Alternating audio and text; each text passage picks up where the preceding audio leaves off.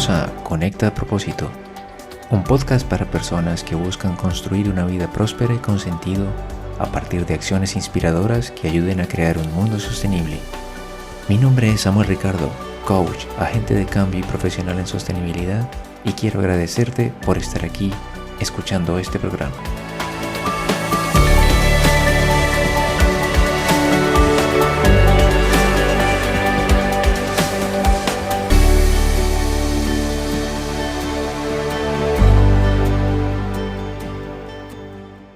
Bienvenidos a este 12º episodio de Conecta a Propósito, el último de esta primera temporada.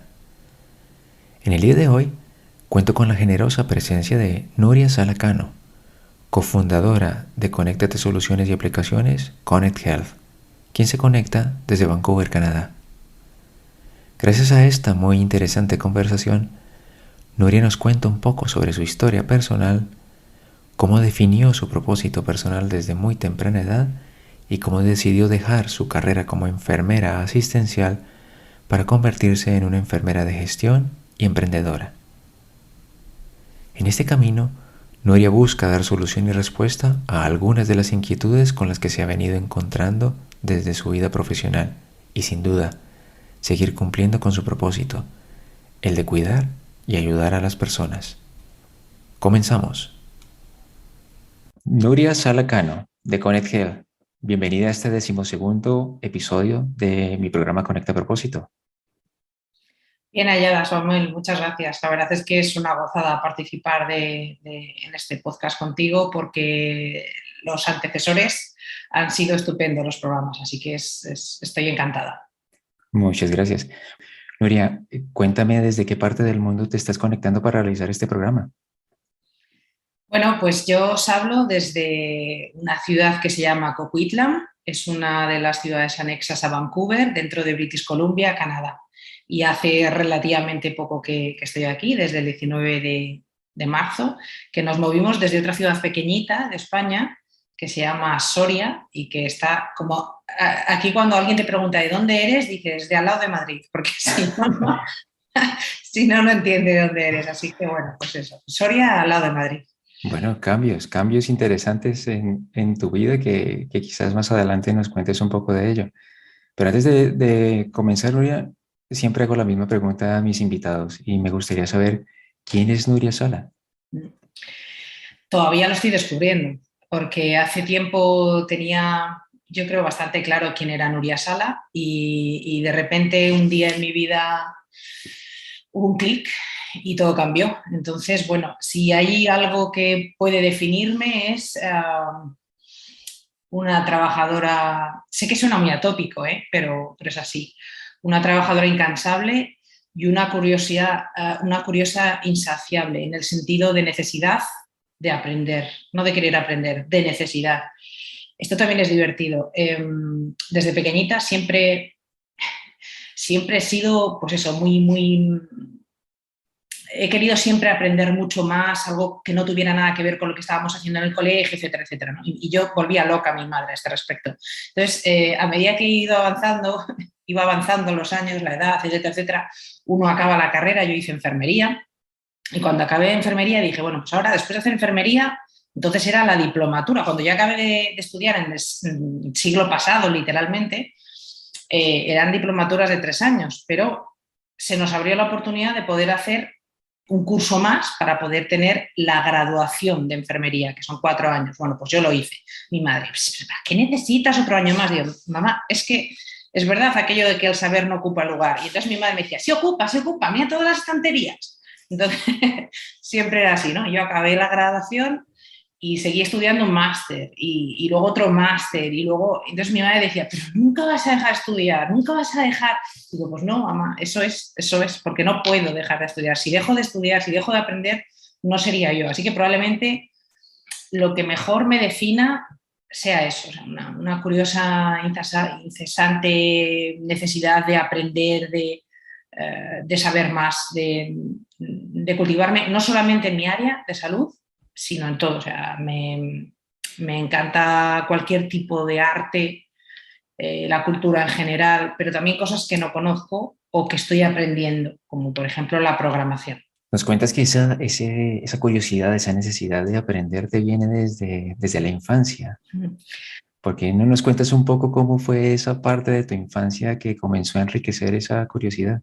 Yo creo que tiene que ver con mis abuelos. Yo provengo de esa época en la que era muy común que en un determinado momento de tu vida tus abuelos vivieran a vivir contigo a tu casa.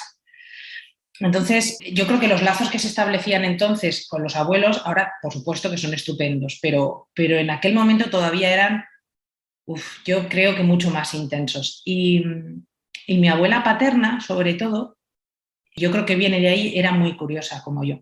Y era otra época, o sea, absolutamente otra época como os podéis imaginar. Ella sabía escribir, sabía leer y sabía hacer cálculos y hasta ahí, porque no había ido a la escuela. En su época habían tenido que trabajar y ya está. Pero mi abuela, yo recuerdo, pero como si fuera ahora mismo, yo ser pequeñita, pequeñita y pedirle a mi madre aprender inglés. Y entonces mi madre me apuntó a unas clases extraescolares y yo volvía a casa y mi abuela me preguntaba, ¿qué es eso del inglés? Y entonces yo trataba de explicarle y le enseñaba los números y le enseñaba pues lo poquito que, claro, yo era una enana, entonces lo poquito que te enseñaban, yo se lo enseñaba a mi abuela y mi abuela era muy mayor, realmente muy mayor. Y ella, recuerdo que después de decir yo el número, one, y ella decía one, two, y ella decía tú, digo, no abuela, no, tú no, tú, y corrigiendo, ¿no? Y entonces cada día me preguntaba, ¿y hoy qué has aprendido? Entonces era como un deber para mí, un deber maravilloso. Entonces yo creo que tal vez puede venirme de ahí, esa necesidad de aprender y de buscar y volvía del colegio igual y le contaba a mi abuela todo lo que había aprendido, lo que me había llamado la atención, entonces era algo que compartíamos juntas y era algo maravilloso. Transcurrió el tiempo, Nuria, nos cuentas, y escogiste la carrera de enfermería. ¿Cómo llegaste a esa decisión? ¿Cuál fue el camino que te llevó a escoger esta carrera y no otra? Bueno, yo creo que en mi caso iba genéticamente ya ahí grabado. Entonces es un poco difícil de explicar y también va ligado a mi abuela. Como te decía, vivimos con ella y ella tenía una enfermedad, un problema de circulación arterial en las piernas que hizo que durante muchos meses tuvieran que curarle úlceras, ¿no? Entonces yo recuerdo perfectamente a la enfermera venir a casa a curar las heridas de mi abuela y decirme, niña, sal de aquí. Y yo, no, yo era como te digo, yo era muy chiquitita, ¿eh? Yo tenía 6 añitos, 7 añitos como mucho, y todo mi interés era ver cómo hacía las curas la enfermera, ¿no? Y recuerdo cada paso, cada proceso, cada marca de cada una de las cosas que usaba para curar, ¿no? Entonces mi madre me decía, pero no te da asco. Digo, ¿por qué me va a dar asco? Si está curándola para que se ponga bien, ¿no? Yo no entendía aquello, ¿no? Y lo que no me gustaba fue el trato de la enfermera. La enfermera era muy, muy, muy desagradable. Era muy maleducada, muy irrespetuosa, no tenía ningún tipo de cuidado. Entonces, de alguna forma yo creo que aquello me marcó y desde pequeñita, más o menos desde eso, desde los 6 años cuando me preguntaban lo típico de ¿qué quieres ser cuando seas mayor? Pues yo decía enfermera y me preguntaban ¿por qué? Y yo decía para curar a más abuelas, ¿no? Entonces, y entonces me decían, porque claro, yo a medida que iba creciendo, ¿no? Y ibas yendo al colegio, sacabas muy buenas notas, entonces la gente te decía, pero no estudies enfermería, estudia medicina, que tú eres muy buen estudiante, ¿no? Yo decía, es que yo no quiero curar enfermedades, yo quiero cuidar a personas. Entonces yo tenía muy claro que lo que yo quería era absolutamente diferente de lo que puede entenderse como medicina, ¿no? Entonces, desde chiquitita tenía muy claro que para mí lo importante era ayudar a las personas desde un punto de vista global, no solo físico, y fue lo que me ha movido desde siempre y sigue moviéndome. Esa influencia de tus abuelos sin duda tuvo una gran parte de la formación de la que hoy día nos cuentas, pero ¿qué factores crees, además de tus abuelos, factores motivacionales que te llevaron a construir la Nuria que eres hoy en día? ¿Qué cosas crees que influyeron? Bueno, como digo, yo entiendo que, y además es curioso, cuando yo empecé a estudiar enfermería, recuerdo que nos hablaban de las teóricas, de la historia de la enfermería, ¿no? De aquellas mujeres, porque eran mujeres, que empezaron a construir la teoría, la ciencia profesional, como hoy la entendemos, de la enfermería. Y recuerdo que ellas eran pioneras en su momento porque se diferenciaban de la ayudante del médico, para que me entiendas. Ellos lo veían como un arte y una ciencia aparte que proporcionaba cuidados científicos y basados en evidencia científica. Y yo, sin saber nada de esto, antes de empezar a estudiar enfermería, yo tenía claro que por ahí era por donde yo quería ir. Es decir, yo quería marcar muy, muy clara esa diferencia. Yo quería, no es que fuera a destacar, pero sí que quería que mis cuidados fueran diferenciales y eso sí que es importante. Y porque esto nos ha pasado a todos, quiero decir, siempre nos ha pasado que alguna vez cuando ha sido por urgencias, pongo el ejemplo al hospital, a donde sea, el trato de una persona o cómo te hace determinados cuidados o cómo te habla o cómo puede marcar la diferencia. Entonces, es lo que me llevó siempre a estudiar enfermería. Y por supuesto, siempre me ha llamado infinitamente la atención el poder de cuidar, el poder que tiene de transformación, me refiero, al respecto de otras personas. Y cuando ya sigues estudiando y además te das cuenta de todo el bagaje científico que hay detrás de la profesión, todavía te gusta más, ¿no? Y te das cuenta de cómo además se puede, cómo una población puede autocuidarse, puede tener el propósito de decir, voy a mejorar mi calidad de vida y mejorar mi calidad de vida como persona egoístamente hablando, mejora la calidad de vida de la gente que me rodea y de una población. Entonces, el poder es enorme de todo esto. Entonces, bueno, es un poco la base, ¿no? de por qué yo estudié enfermería. Y, por supuesto, lo que te decía, el hecho de ayudar a las personas. Para mí, yo no entiendo esta vida sin un concepto global de la gente. Es decir, yo entiendo que estamos aquí en este mundo, cada uno, por supuesto, con su vida, su trabajo, su familia, todo lo que quieras, pero que hay no sé, voy a entrecomillar, una misión que tenemos que cumplir, cada uno la nuestra, y entonces, en mi caso, yo tengo claro que mi misión es ayudar a las personas en todo lo que pueda y en relación sobre todo a su salud, a cómo mejora su salud, su calidad de vida, su acceso a la salud, de cualquier forma. Quiero decir, te pongo más ejemplos. Yo siempre en el coche, siempre llevo un botiquín de emergencias. Botiquín de emergencias, no el típico botiquín de gasitas y no, o sea, yo llevo mi mascarilla para ventilar, una manta térmica de estas que se ven en las series, de estas doradas, o sea, yo llevo absolutamente todo lo necesario para atender un accidente, ¿no? De la misma forma que pasa esto, bueno, mis hijos se ríen mucho conmigo porque aquí todavía no me ha pasado, tengo que confesarlo, en Coquitlam, pero cuando estaba en España, muchísimas veces era pasar yo y a lo mejor se caía una señora mayor, pero se caía de hacerse un estropicio terrible o tropezarme accidentes, pero mogollón en la calle. Entonces mis hijos se reían de mí porque decían, mi mamá, esperan a que estés tú, para que seas tú quien les atienda, ¿no? Entonces yo decía, venga, hombre, esto no es justo. Pero es verdad, o sea, no es, me pasa muchísimo. Igual otro dice que soy gafe, yo qué sé, pero la verdad es que me ocurría allí, por lo menos en España, constantemente. Mire que es curioso, eres una de las pocas personas que he entrevistado que manifiesta tener claro ese propósito, ese deseo de ser enfermera desde tan temprana edad. Y es muy interesante. ¿Crees que esa definición de propósito desde aquel entonces te ha ayudado hoy en día? Vamos, yo lo tengo clarísimo. Yo tengo clarísimo, Samuel, porque cuando tú tienes un propósito tan sumamente claro, definido, objetivo, es eso, o sea, se convierte en un leitmotiv de tu vida. O sea, es como tú tienes que hacer un camino, pero lo que te está guiando y lo que te está llevando por ese camino es el ver en el horizonte ese propósito. No solamente a lo que quieres llegar, sino cómo quieres llegar, porque es diferente. Entonces, yo tengo claro que me ha ayudado a lo largo de mi vida, tanto de enfermera como cuando tuve el clic, que digo yo, y cambié de enfermera a emprendedora accidental, ¿no? Como digo yo. pero sí, absolutamente. Cuando hice ese cambio de enfermera a emprendedora accidental, sí que hubo una, voy a llamarlo crisis, en el sentido de cambio, de reestructurar mi cabeza y decir, a ver, sigo siendo enfermera, pero ya no soy enfermera asistencial, ahora soy enfermera de gestión. Y desde mi punto de vista de enfermera de gestión se puede ayudar exactamente igual que desde el punto de vista de enfermera de asistencial, solo que no se conocía y ni se conoce en general por la población lo que es la enfermería de gestión.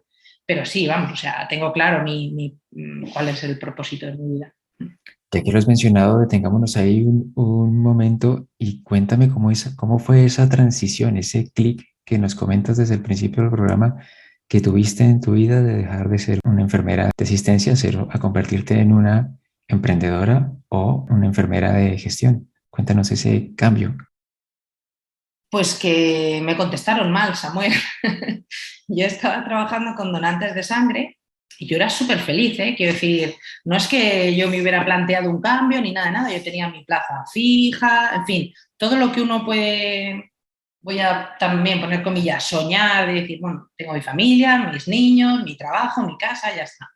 Pero un día, pues vino un donante de otra comunidad autónoma, yo no recuerdo si era Semana Santa, si era, no sé, sí que eran fiestas, y vino esta persona de otra comunidad autónoma a donar. Entonces, al acabar de donar, yo le di muy amablemente los consejos que tenía que seguir para que se encontrara bien después de donar. Y entre ellos le dije que, independientemente de dónde donara, de qué comunidad, en qué comunidad lo hiciera, solo podía donar 4 veces al año, en el caso de los hombres, en el caso de las mujeres 3. Entonces, este señor me miró muy mal, pero de mirarme mal, mal, mal, como si le hubiera dicho una cosa horrible, y me contestó peor y me dijo, ¿y a ti qué te importa y cómo lo vas a saber? Y entonces, ese clic, fue justo en ese momento ese clic, yo lo defino así porque fue algo súper curioso. O sea, yo digo que en ese momento me encargué de engordar mi corteza cerebral, que es lo que hace que sujetemos ese impulso primario de decir, ¿pero qué dices? O yo qué sé, eso de contestar una barbaridad. Entonces, en ese momento me contuve absolutamente porque en mi cabeza algo me dijo, ojo, que lleva razón. Y entonces me limité a decirle que yo le había dado la información y que él hiciera lo que quisiera con ello y hasta ahí. Pero inmediatamente empecé a buscar información al respecto y me di cuenta de que lo peor no es que me hubiera contestado mal, es que llevaba razón.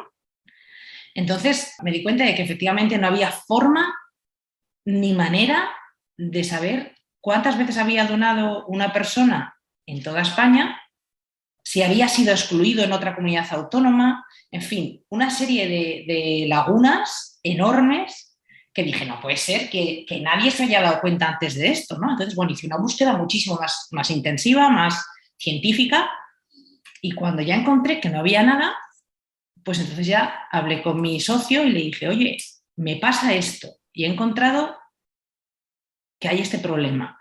¿Tú crees que podemos hacer esto que tengo en mente? Es muy complejo, pero digo, ¿pero tú crees que podemos llevarlo a cabo y tal? Entonces, mi socio, que es mi marido y que es informático de profesión, me dijo, pues yo creo que sí, yo creo que podemos hacerlo. Y entonces empezamos por ahí y fue como estar en la punta del iceberg, ir bajando, bajando, bajando, y descubrir que aquel problema enorme en aquel momento era una punta de alfiler que descubría una enorme montaña de problemas por falta de comunicación de datos de salud entre las diferentes regiones, entre diferentes países, entre diferentes sistemas públicos, privados, etc.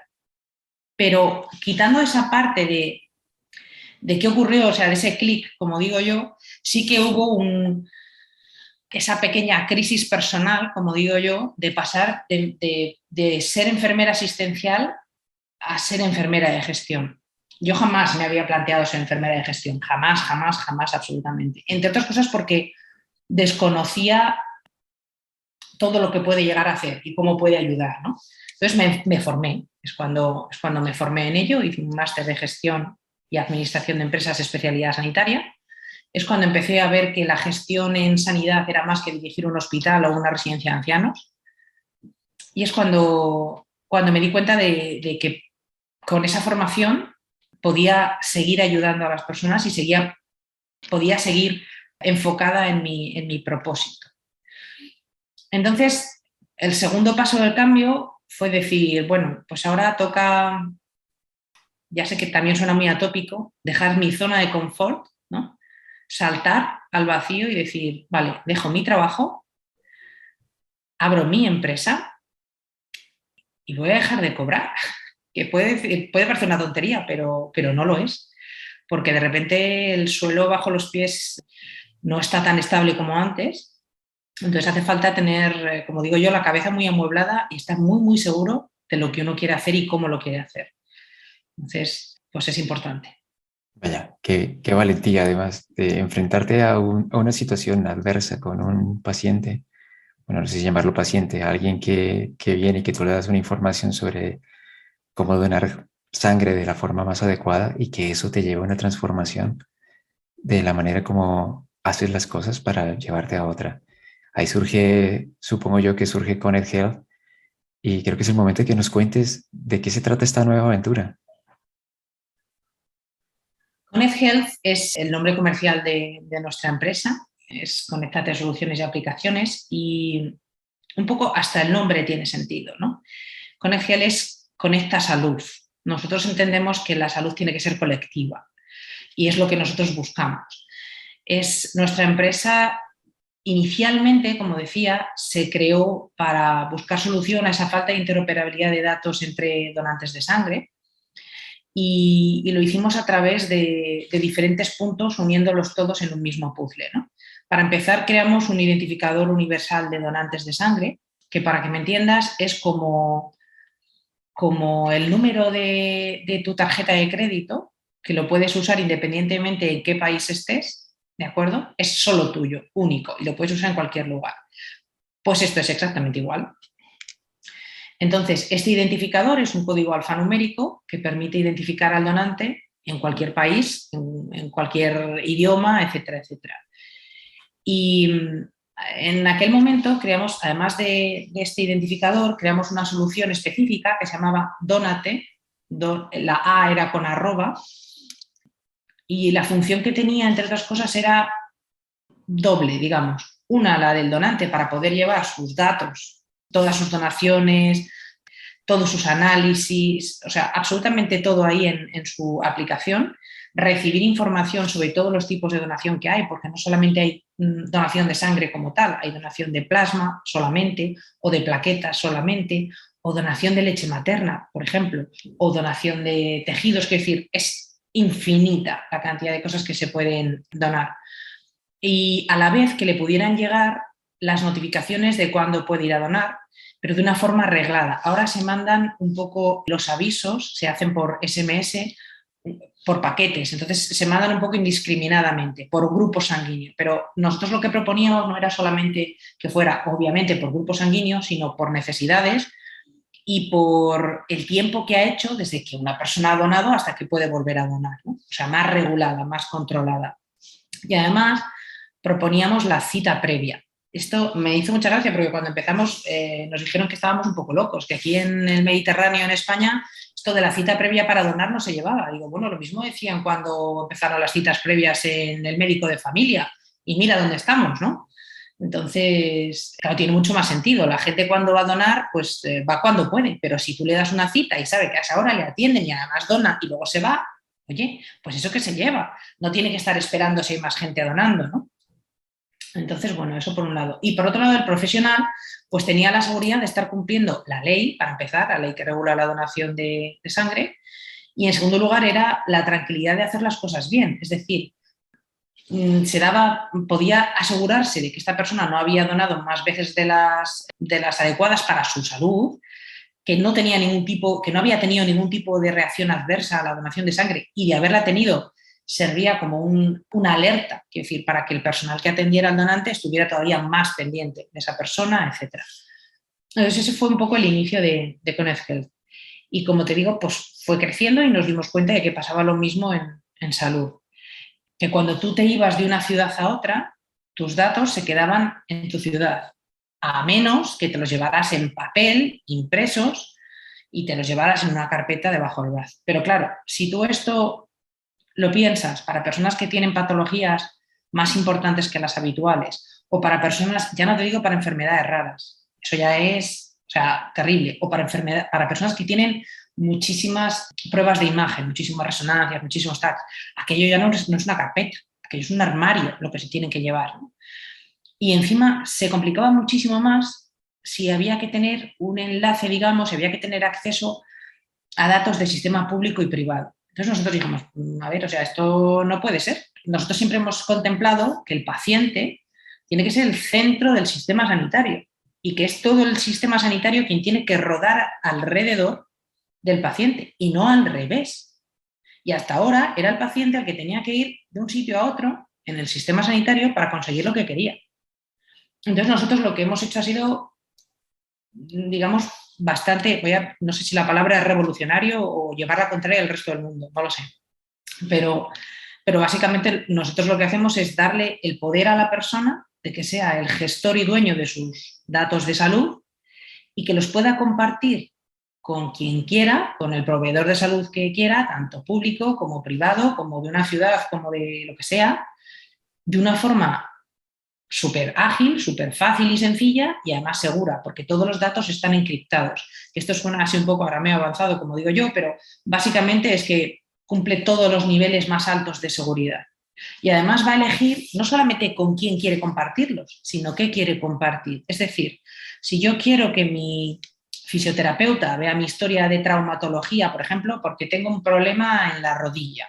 Entonces, antes de que me vaya a hacer un masaje, digo, oye, mírate por si acaso mis radiografías, no sea que la vayamos a preparar, ¿no? Pero no me interesa que vea mi historia de ginecología, no tiene ningún sentido.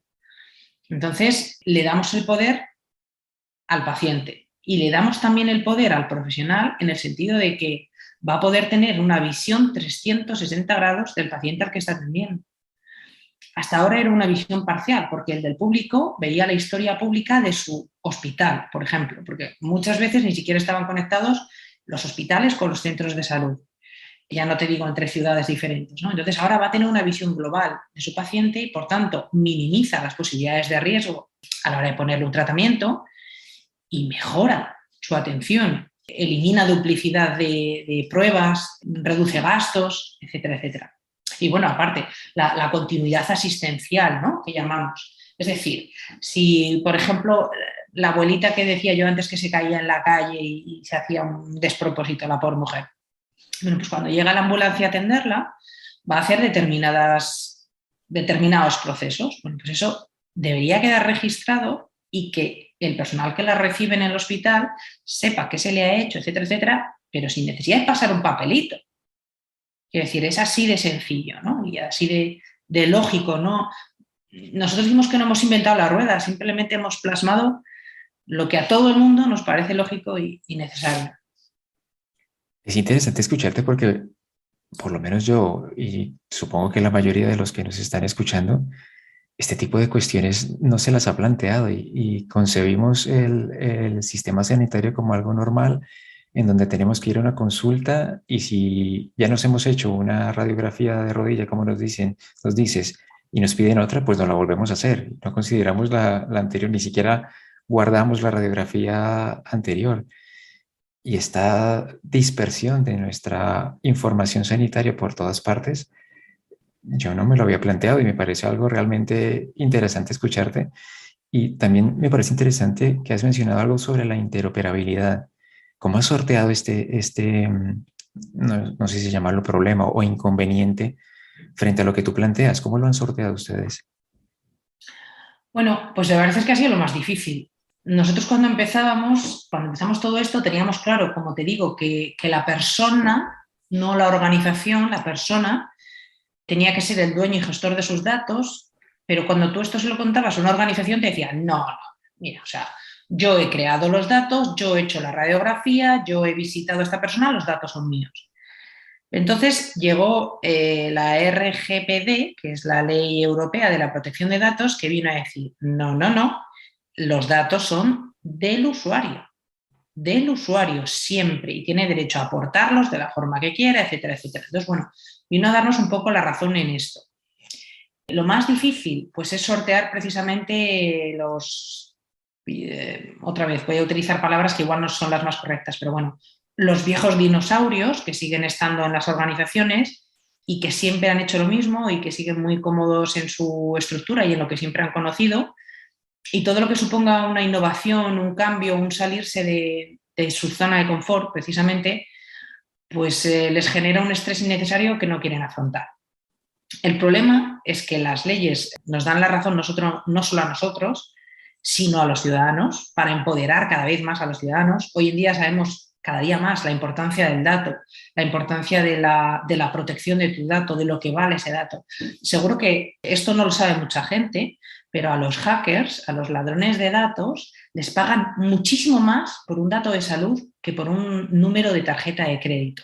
Entonces, bueno, esto da un poco el punto de vista de hasta qué momento, hasta qué punto los datos de salud son importantes y por qué uno tiene que manejarlos con extremo cuidado, ¿no? Entonces, cuando nosotros acudimos a una organización, a una institución pública y te dice aquello de no, los datos son míos, ahora sí podemos decirles, bueno, llevas toda la razón, los datos que tú generas son tuyos y tú te los quedas, pero tienes que compartirlos con el usuario que te lo pida de la forma que te lo pida. Es decir, en nuestro caso, nosotros trabajamos con un estándar internacional que viene a ser un lenguaje universal, de tal forma que independientemente del idioma en el que tú estés recibiendo los cuidados, se va a grabar unos códigos. Cada enfermedad es un código, cada medicina que te ponen es un código, cada tratamiento que te hacen, por ejemplo, una vacuna, una cura, una inyección, un análisis, todo es un código. Entonces,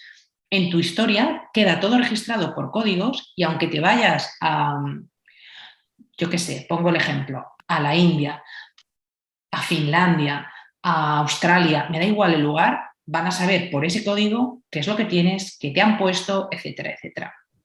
Entonces, es una forma de que esa interoperabilidad no solamente sea de datos, sino de semántica, de lenguaje, para que precisamente el lenguaje no sea una barrera, ¿no? Es una de las cosas más importantes. Esas aplicaciones están al acceso de cualquier persona, es decir, si yo como usuario llamo o escribo a ConnectHealth y les digo, estoy interesado en tener mis propios datos, ¿ustedes acompañan al usuario o cómo funciona esto? Estamos trabajando para que tanto instituciones públicas como privadas puedan facilitar directamente al usuario sus datos en estos estándares internacionales y que los puedan volcar en la aplicación que va a tener el usuario, la aplicación de ConnectHealth, ¿de acuerdo? Para facilitárselo al máximo. Es decir, nosotros no queremos que la carga de trabajo la tenga el usuario. Nosotros queremos que sea todo lo contrario, es decir, que sean los proveedores de salud los que se encarguen de hacer ese tránsito fácil de los datos al usuario para que pueda tenerlos. Entonces, estamos ahora mismo testeando y probando tanto la aplicación como esos puentes, voy a llamarlos puentes, entre las diferentes organizaciones y las personas y sus aplicaciones, digamos, para que todo funcione bien y todo encaje. Es interesante ese reto porque hace un momento nos comentabas cuánto dinero le pueden pagar, o bueno, cuánto no, lo cuantioso que puede ser la suma de dinero que le paguen a un hacker por los datos de salud, lo vulnerables que pueden ser los datos en las instituciones porque son masivos. A la vez, si uno los tiene, sigue siendo vulnerable o tiene alguna seguridad. Lo que quiero decir es que es diferente cuando un hacker roba tu dato, cuando roba los datos de cientos de pacientes que están concentrados en un solo lugar. Totalmente. No sé si recordáis, yo creo que fueron ya 4 o 5 años, hubo un ataque masivo en el Reino Unido de un hacker el ataque se llamó WannaCry. Quiero llorar, tiene sentido, ¿no? WannaCry atacó a todo el servicio de salud del Reino Unido, completo. Durante varios días no pudieron operar, no pudieron atender, no pudieron hacer nada, o sea, todos los ordenadores bloqueados y la amenaza era esa, no dejarles hacer absolutamente nada hasta que no pagaran muchísimos millones de euros y robar precisamente todos los datos. Durante ese tiempo, bueno, obviamente de esto los ciudadanos de a pie, como digo yo, no te enteras de cómo se ha resuelto finalmente. Obviamente no sabemos si hubo fuga de datos, si no lo hubo, si se pagó, si no se pagó, pero durante los días que duró WannaCry, obviamente tuvieron acceso a todo tipo de datos. Y como digo, el dato es información y se paga mucho y muy bien. Claro, la gente dirá, ¿y para qué se paga? Pues vamos a poner el ejemplo de las aseguradoras de salud, por ejemplo. Una aseguradora de salud está muy interesada en tener datos de las personas que tiene aseguradas, ¿no? Entonces, es el ejemplo más fácil, pero puedo poner, es decir, hay otros ejemplos que se nos ocurren a todos. Entonces, desgraciadamente, ese es un peligro que está ahí alrededor nuestro, del que obviamente no somos conscientes en nuestro día a día, igual que de otros peligros, pero que hay que tenerlo en cuenta y saber muy bien lo que hacemos con los datos y cómo lo hacemos. Es increíble, ahora que lo mencionas, lo vulnerables que somos, no solamente a nivel físico, sino ya al detalle de tus propios datos. Uh-huh. Vulnerabilidad que no controlamos y que, como bien lo mencionas, la necesidad imperante de empoderarnos como ciudadanos para Claro. tomar control de esos datos. Efectivamente, nosotros pensábamos, cuando todo esto del WannaCry, nosotros pensábamos, jo, fíjate tú, si la gente tuviera ya en su aplicación, o sea, en su móvil nuestra aplicación, porque podrían llevar sus datos, que no estarían en ningún momento, el hacker hubiera podido acceder a estos datos, entonces el médico hubiera podido ver todo lo que tienes, todo lo que, absolutamente todo, o sea, que decir, el bloqueo que hubo masivo no hubiera sido tal, con lo cual hubiera sido mucho más sencillo. De hecho, otra de las soluciones que tenemos en cartera se llama SOSChain y creamos esa solución para catástrofes, inicialmente enfocada a catástrofes naturales, del tipo terremotos, inundaciones, incendios masivos, tsunamis, etcétera, etcétera. Porque cuando ocurre eso, se pierde todo, es decir, todo es un caos. Entonces, nuestra solución, SOSChain, lo que hace es por Bluetooth manda, digamos, una baliza, es como una baliza en la que mandas información de dónde estás y con ese identificador que tienes, tu identificador universal de salud, lo que haces es mandar tus datos de emergencia, los que tú eliges como datos de emergencia, es decir, tu contacto directo, a quien eliges tú, obviamente, si tienes enfermedades importantes a destacar en caso de que sea una urgencia, si llevas alguna prótesis, si tienes alguna alergia, qué medicaciones tomas. Y esto en caso de emergencias y catástrofes es súper importante y se complementaba además con una aplicación en la que podías elegir en qué escenario te encontrabas, con un triaje. Un triaje es una clasificación de gravedad. Entonces, para que a la hora de que acudiera el personal sanitario o bomberos o policía, etcétera, etcétera, supiera qué se va a encontrar. Wow, me dejas sin palabras porque supongo yo que detrás de esto hay muchas horas de reflexión, de análisis para poder llegar a este tipo de cosas. Y por supuesto, tu experiencia como enfermera un poco aporta mucho valor a todo este tipo de desarrollos, pero encuentro mucho valor en todo esto que nos comentas. Gracias. ¿Sabes qué pasa, Samuel? Que yo he trabajado muchos años en urgencias, pero en urgencias rurales. Entonces, te da otra óptica, porque cuando estás en un hospital, aunque tengas mucho trabajo, también tienes muchos medios. Cuando estás a 60 kilómetros del hospital más cercano con tus manos y un maletín de urgencias, un desfibrilador y poco más, pues aprendes mucho y te das cuenta de las necesidades que hay. Entonces, esto de SOSChain y de las catástrofes naturales, yo lo pensaba porque no es lo mismo ir a un accidente que te llama en España, por ejemplo, te llama el 112, moviliza muchas veces a los centros de salud que hay alrededor para que el personal también se desplace, ¿no? Y te dice, por ejemplo, porque a lo mejor ellos van a tardar más por distancia. Yo estoy hablando de una zona rural, como te digo, a determinada distancia del hospital más cercano, ¿no? Entonces, a lo mejor eras tú la persona o el equipo más cercano y te movilizaban y te decían, accidente de coche en la carretera, y no sabías más. No sabías si era un coche, dos coches, si estaban atrapados, si no lo estaban. Entonces, SOSChain estaba basado en eso, en mi necesidad de saber.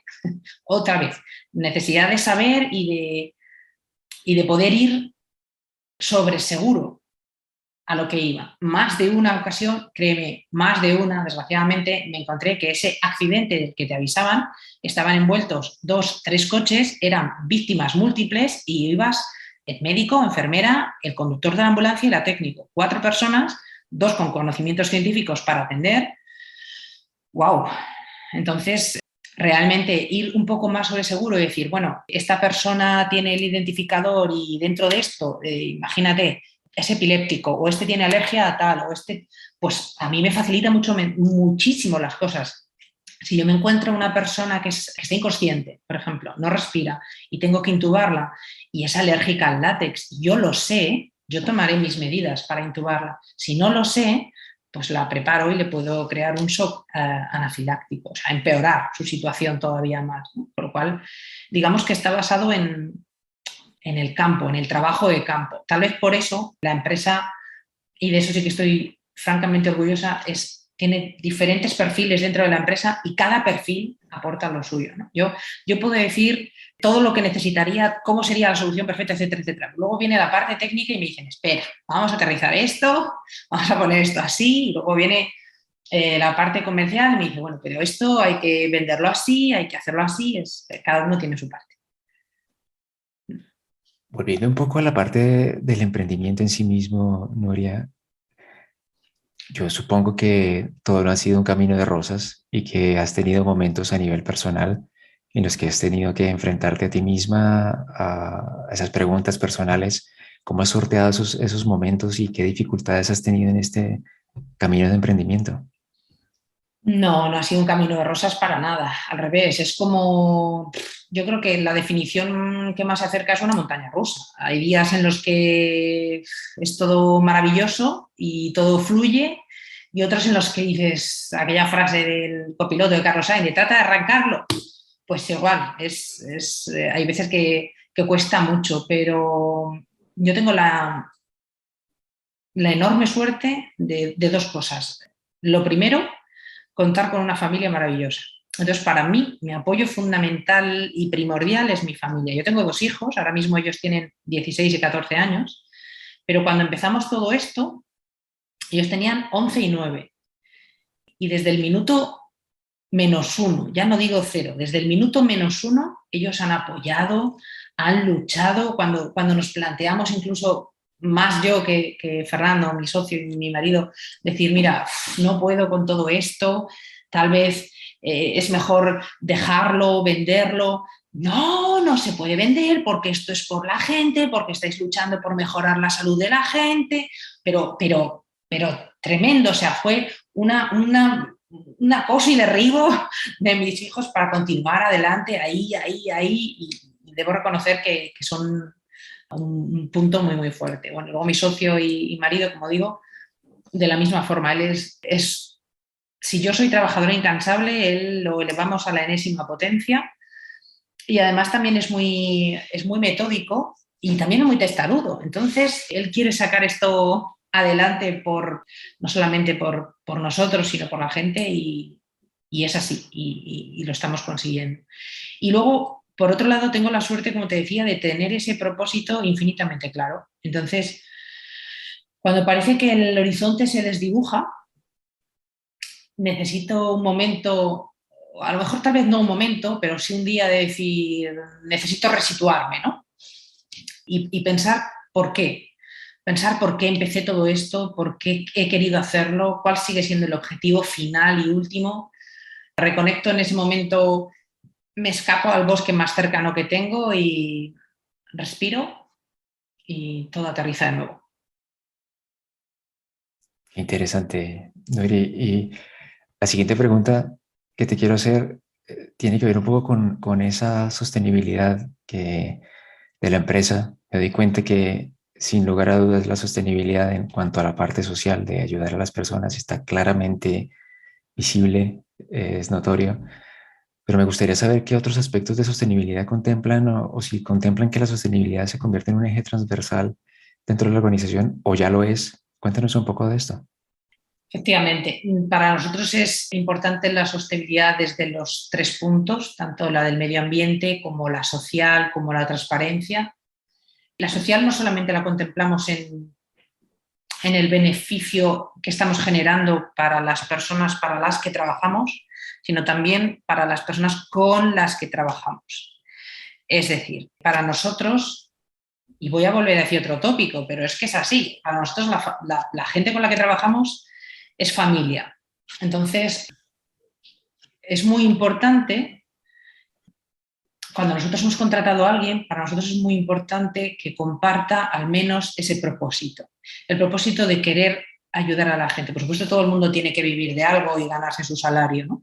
Pero uno puede hacer su trabajo y ya está.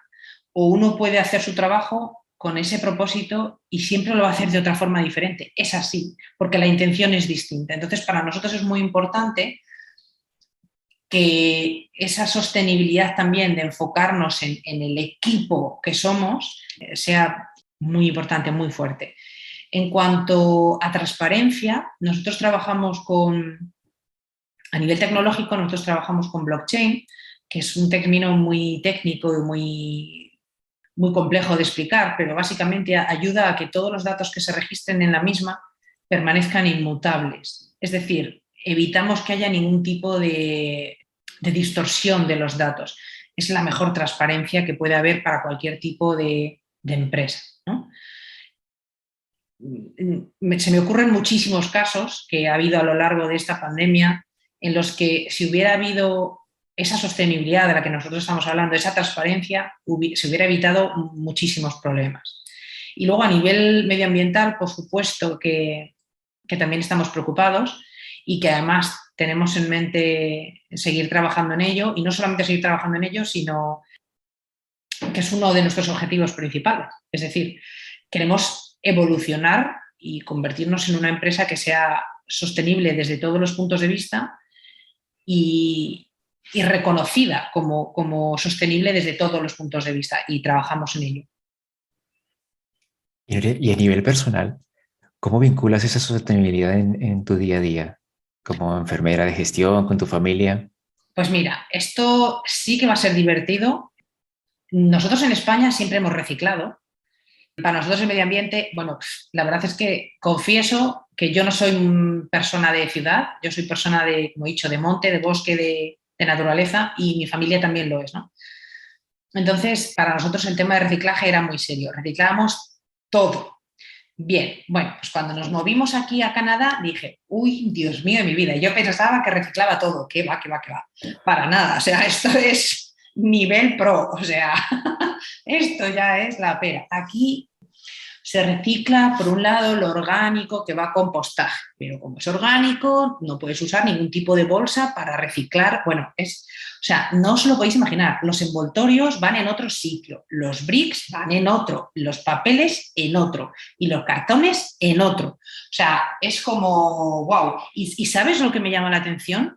Que a pesar de la política masiva para reciclar, todo viene en super 50.000 paquetes de embalaje, que dices, ¿para qué? Quiero decir, no entiendo que vengan 50 cosas envueltas en 14 paquetes y con uno sobra y basta, ¿no? Entonces estas cosas me llaman mucho, mucho la atención. Así que ahora aquí soy recicladora a nivel pro. Eso por un lado. Por otro lado, en el tema del agua, pues siempre hemos tenido mucho cuidado a la hora de ser muy conscientes de cuánto agua se gasta. Y es curioso también, ¿no? El cambio de España aquí. Aquí en Canadá no tienen problemas de agua de ningún tipo, quiero decir, no lo hay. Pero seguimos con la misma política en familia, hay que decir, las mismas, no métricas, pero sí normas, ¿no? La misma forma de pensar. Y en cuanto a... Nosotros no somos de tener muchos bienes materiales. La verdad es que te das cuenta de ello cuando te cambias de un país a otro con una maleta. Te das cuenta de lo que realmente importa. Entonces, realmente tenemos pocos bienes materiales. No somos de... Ahora sé que se lleva mucho comprarse mucha ropa continuamente. Es ropa muy barata, pero de usar y tirar prácticamente. Como digo yo no soy de... Nosotros no somos así.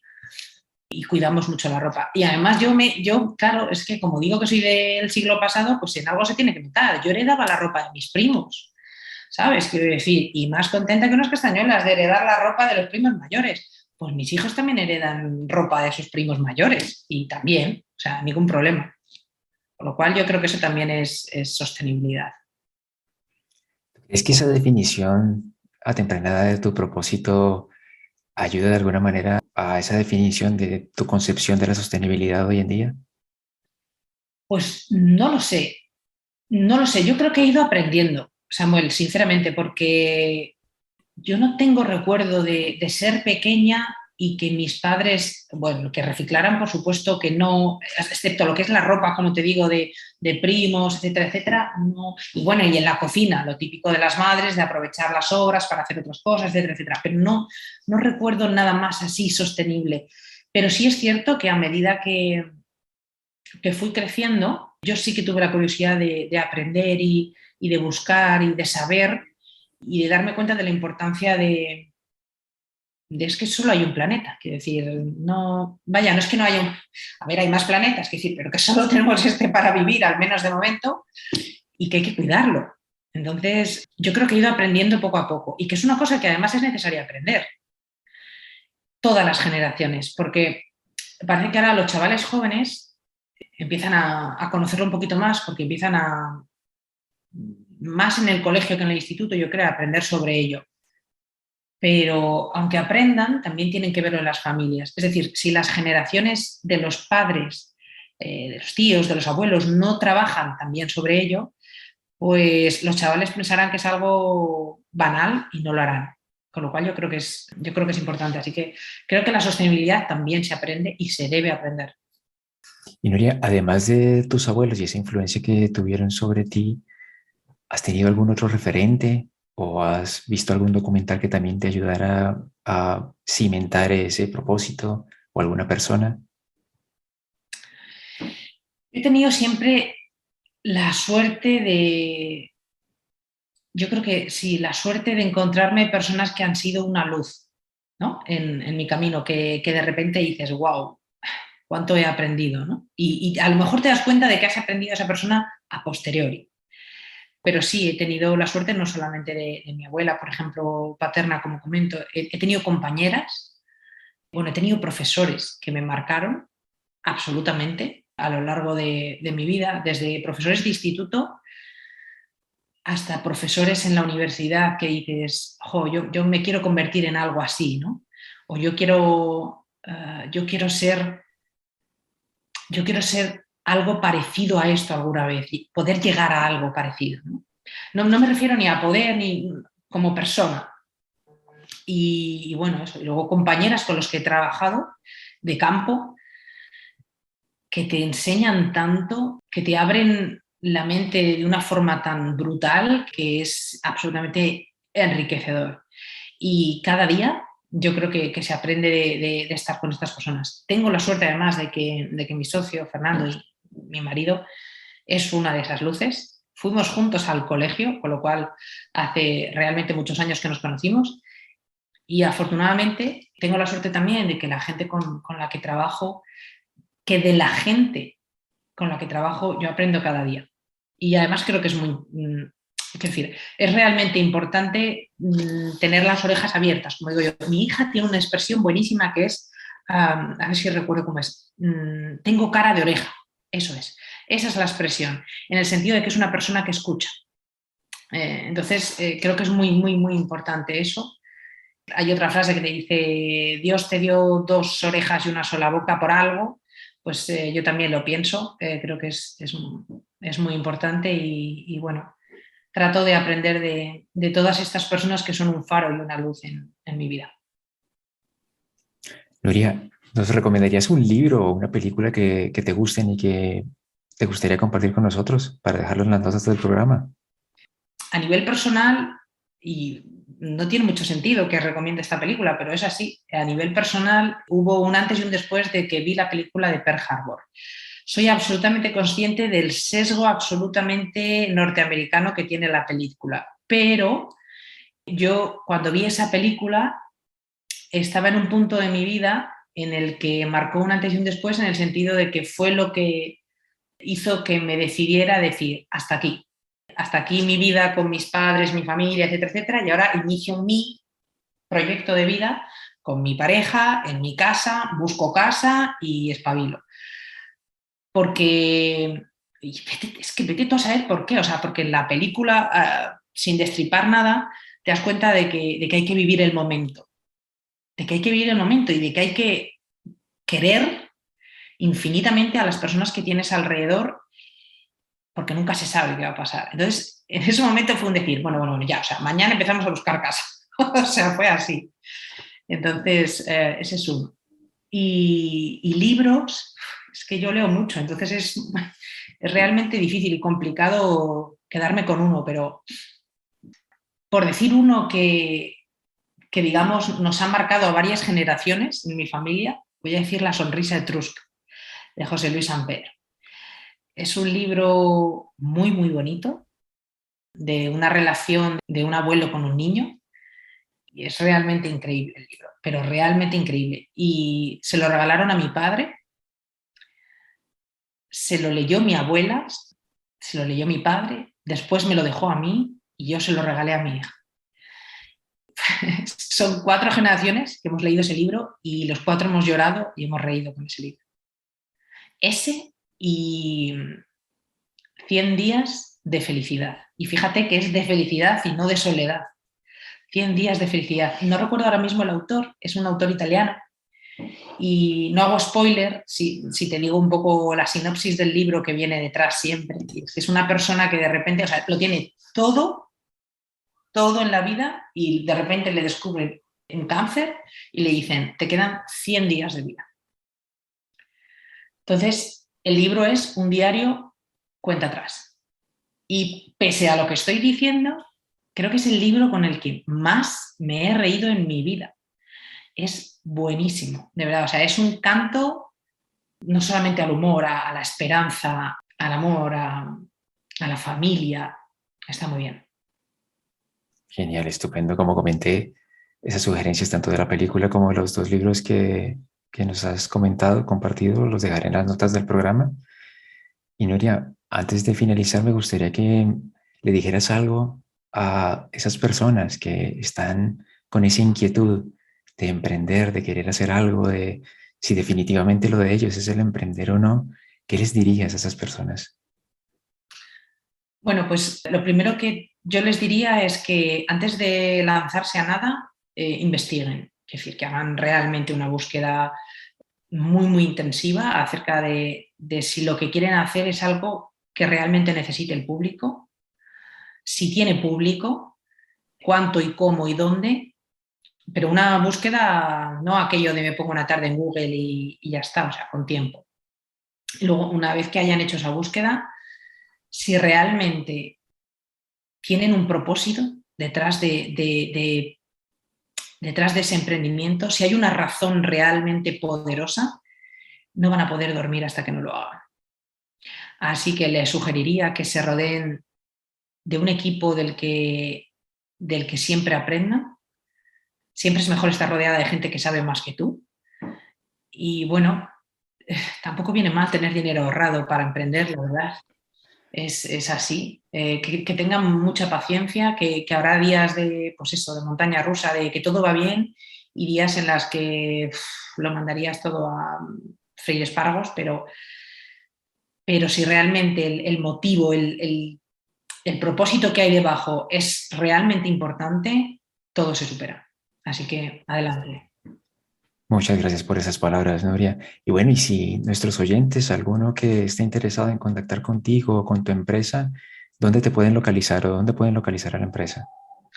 Pues en LinkedIn pueden localizarnos como Connect Health o en la página web también, que es connecthealth.info. Y bueno, con que lo pongan en Google, Conéctate Soluciones y Aplicaciones o Connect Health, nos pueden encontrar sin ningún problema. Y ahí tienen un correo al que dirigirse a nosotros, como quieran, o a través de LinkedIn, en mi propio perfil personal, Nuria Salacano, y estaré absolutamente encantada de contestar. Nuria, créeme que ha sido un placer tenerte en este 12º episodio de Conecta a Propósito. He aprendido muchísimo, cosas que no tenía ni idea de qué pasaban. Créeme que hoy me siento mucho más empoderado, mucho más no, me siento empoderado de empezar a cuestionarme lo de mis datos de salud y empezar un poco a plantearme el recogerlos y el tenerlos bajo mi control, porque sin duda es algo muy importante. Gracias por esa generosidad de haber compartido esa parte de tu historia personal, de tu emprendimiento, y enhorabuena, Nuria, por ese trabajo. Gracias, Samuel, encantada. La verdad es que ha sido una gozada y yo me he sentido súper a gusto. Y si ojalá servimos para inspirar, para dar un empujón a gente que de un cambio a este mundo, seguro que ha merecido la pena. Sin duda merecerá la pena. Los mejores deseos, Nuria, para Connect Health, para ti, para tu familia y mucho ánimo. Gracias, Nuria. Lo mismo. Gracias por quedarte conmigo. Si te ha gustado este episodio, es momento de compartirlo con tus amigos o en tus redes sociales. Encontrarás el resumen de cada episodio en samuelricardo.com. También podrás seguirme en Twitter y en LinkedIn. Hasta la próxima.